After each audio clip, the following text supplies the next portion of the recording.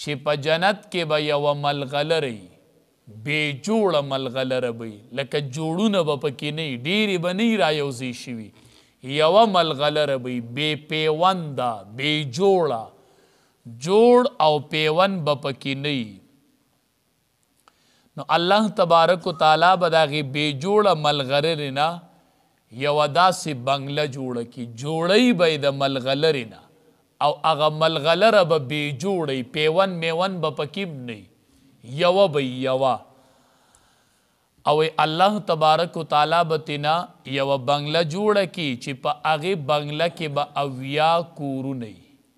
بنګله به یوه او 80 کورونه به وي په هغې یوه بنګله کې او وایي دا 80 کورونه چې دي که نه دا به د سرو د یاقوتو نه جوړي نو یوه بنګله به وي 80 کورونه به وي او 80 کورونه به د سرو د یاقوتو نه جوړي او وایي په دې 80 کورونه کې به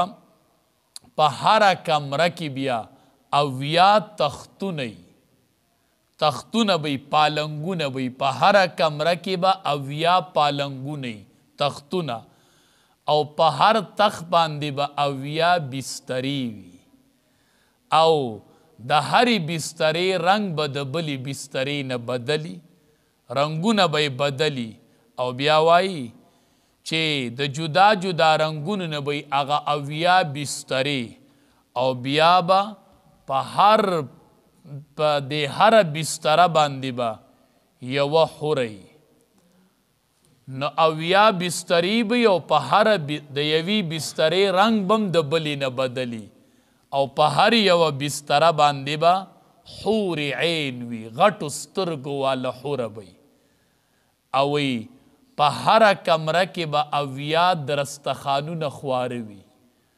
او په هر دستخوان باندې به 80 قسمه خوراک پروت درستخوانونه به هم 80 او په هر درستخوان باندې به 80 قسمه خوراکونه پراته او په هره کمره کې به 80 غلامانی 80 خادمان به او 80 خادمانی به 80 به نوکرانی نارینا او 80 به نوکرانی زنانا او مومن ته به الله دومره قوت ورکړی وي چې وی هر یو ته به راتله کولی شي په دې ټولو باندې به دې مؤمن له به الله طاقت هم ورکړی چې دې تمامو حورو ته به راتله کولی شي نو واقعي ده چې جنت د خواهشاتو د پوره کولو ځای دی ومساکن طیبة دا به الله یو مؤمن له ورکوي دا دومره کمرې